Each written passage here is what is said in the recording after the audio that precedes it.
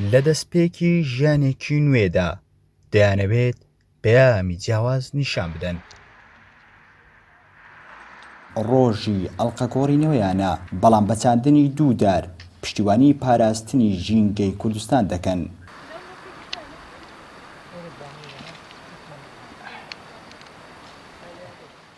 هاوژین و ڕێژیان دەیانەوێت لە ڕۆژی هاوسەرگرییاندا بە خەڵک بڵێن ژینگەتان خۆش بێت و بیپارێزن.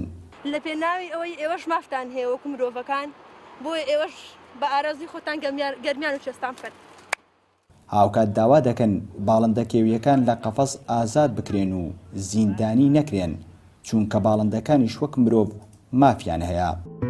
ئەم دوو هاوسەرە کتێب بەسەر ئامادەبوانی ئاهەنگەکەیان دابەش دەکەن و هەوڵی بە کلتورکردنی خوێندنەوە دەدەن.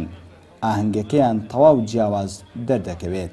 من کتێب فرۆشم، ناوم هاوژینە، لە سلێمانیەوە هاتووم بۆ دەڤەری ڕەواندز و ژیانی هاوسەریم لێرە پێکێنا و زۆرم حەز لە ژینگەیە. بەڕاستی ژینگەی ئەم ناوچەیە زۆر جوانە، بە تایبەت خەرەندەکان و دوجاریش من لەگەڵ ڕێژیانە بڕیاری ئەومانە کە کتێب وەکو دیارەک بین بە میوانە بەڕێزەکان بۆ ئەوەی ئەگەر بتوانن دێڕێکیش بخوێننەوە ئیسفادەی لێ بکەن ئێمە وجدانمان مرتاحە بێ و هیوادارم هەموو گەنجێک لەمە و دوابی کا بە کلتور کتێب بەخشینەوە وەکو شتێکی جوانیا وەکو ئەرکێکی نیشتیمانی و ئەخلاقی بکرێتە مەراسیمەکانەوە. بەڕاستی هەر یەکێک لە ئێمە کە هاوسەرگیریمان کرد ئەگەر بە ناشتنی یەک نەماما بێ ئەوە هەمیشە جوانی و سروشتی کوردستان ڕوو لە زیادبوو نەکات و لە هەمان کاتیشە یەکێک لە ئیشەکانمان ئەوە بوو کە ئەو ڕیشۆڵانە ئازاد بکەین.